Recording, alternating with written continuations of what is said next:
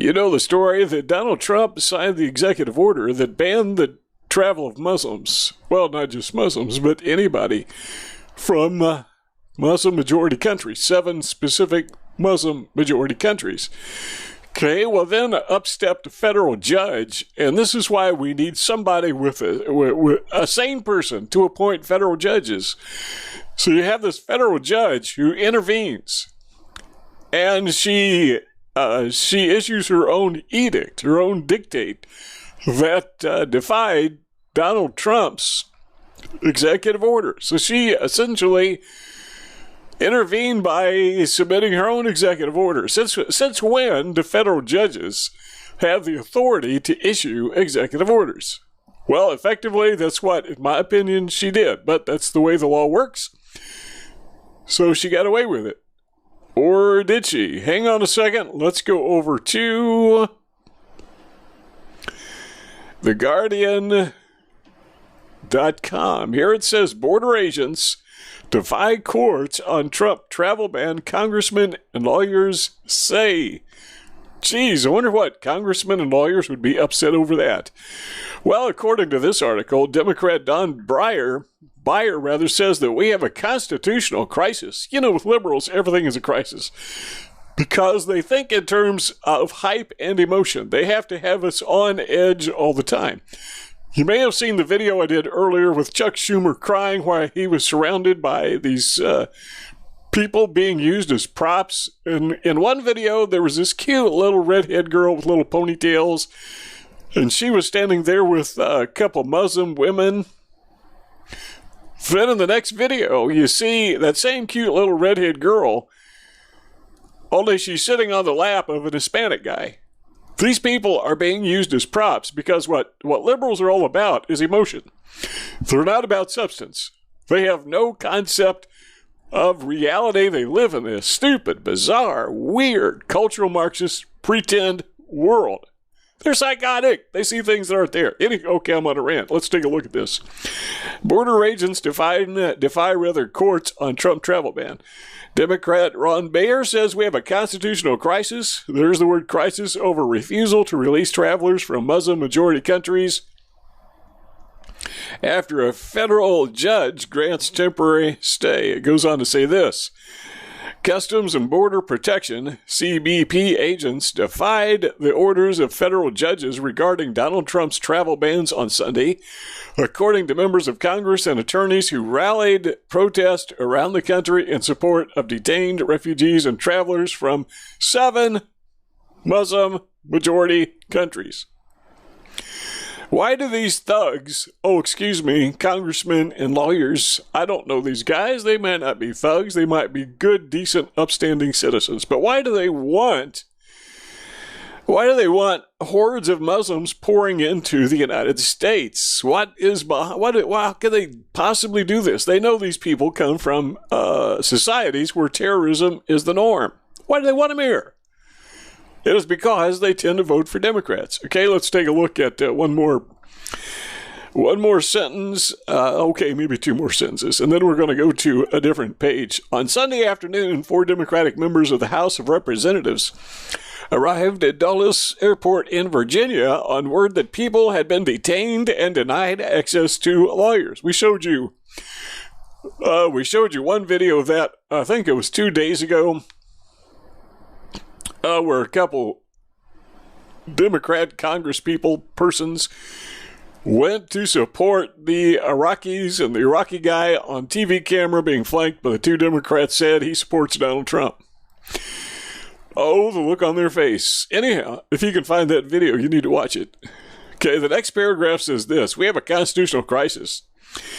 That's according to Representative Don Beyer, who wrote on Twitter, 4 members of Congress asked CBP officials to enforce a federal court order and were turned away. Representative Jamie Raskin, don't you just love it when liberal Democratic congresspersons, can't call them congressmen anymore, congressional representatives, don't you just love it when they start falling to pieces because they're losing?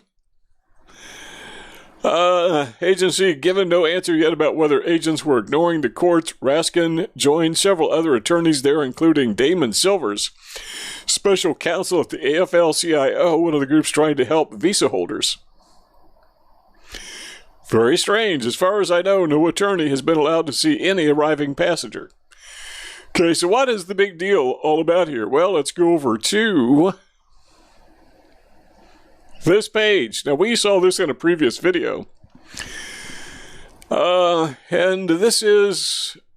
Let me scroll up here so you can see what we're looking at. This is the list of Islamic terror attacks in the last 30 days. All right, now, first of all, let's take a look at these 7 countries. These are the 7 countries where the travelers are banned, the so-called migrants or whatever you want to call them, coming from these 7 countries. All right, so where are these terror attacks occurring? Well, here's one in Iraq. A bomb targeting refugees fleeing the caliphate, bring down 4. Case of 4 people, 4 are killed. Where? In Iraq. Okay, where is Iraq on the map? Oh, there it is. All right, so let's go back over here. Religion of Peace. This is, by the way, the 25th of January. So today I'm recording on the 30th, so that was 5 days prior to this recording.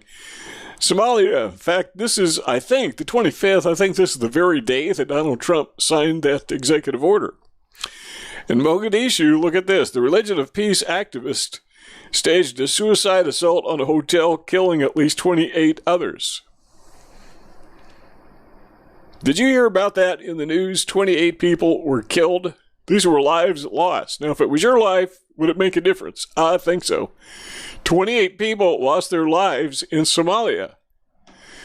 January 25th. Let's go over to our map. See what we can find. Somalia, where is it? There it is. Okay, that's one of the countries that were travelers are banned from that country. Why? Because they blow people up. Okay, here's another one in Somalia. A woman dies trying to defend her farm against Islamic attack. Somalia, that inevitably is a black woman. Here's another one in Iraq. 7 civilians are dismantled by ISIS, that is Muslim shrapnel. Egypt, I don't think Egypt is on the map, but in Egypt, 8 family members are blown to bits in their own home by Islamic shell. In Iraq, once again, go back to our map. There it is. In Iraq, a Muslim bomb planted in a neighborhood kills 1 person. Again in Iraq, a bomb left outside. Scroll up. Left outside a garage claims 1 civilian. In Syria, a man is forced to his knees and shot in the head for cursing Allah. Allegedly. Where's Syria? Okay, you gotta look close, but it's there.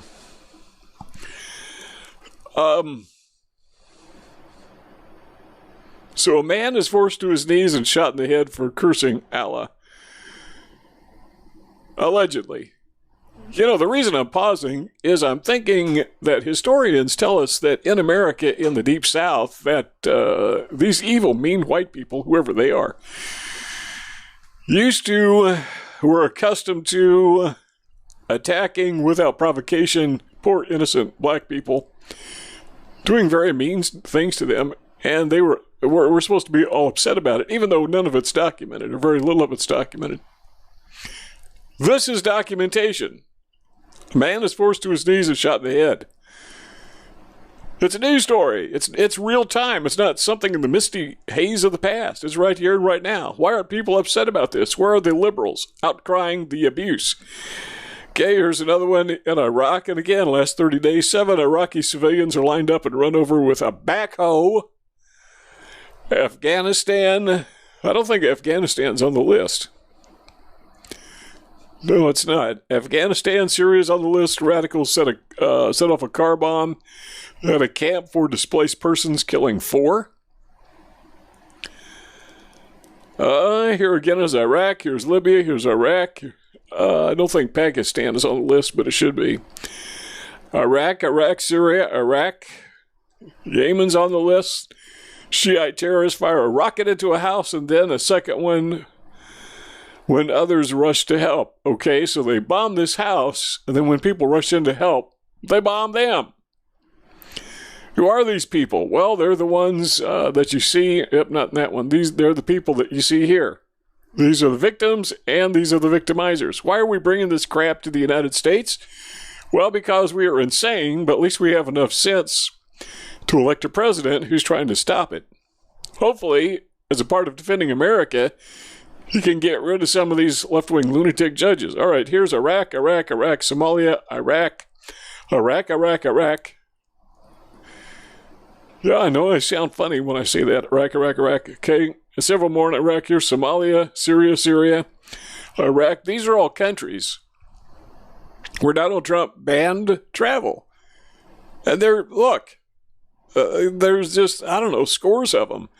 Just in the last 30 days. All of these that you're looking at. Look at the dates. This one is January 3rd. They're all since the beginning of this year. How many of these terror attacks have you heard about on CNN? Any of them?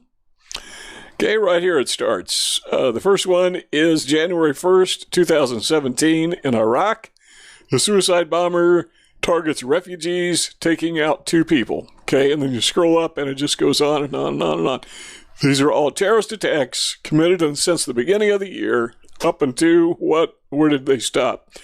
January 29th, and you wonder, geez, why is it that Donald Trump signed this executive order keeping these lunatics out of our country? It's because that's his job. His job is to help protect us. And that's what he's doing, so what's wrong with that? If you like this video, give it a thumbs up. Don't forget to share it on social media.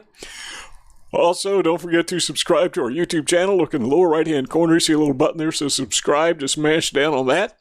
And also, we'd like to hear your comments in the comments section below. So tell us what you think. And again, give us a thumbs up. How to subscribe. Click subscribe. Click the bell. Check the box. Save.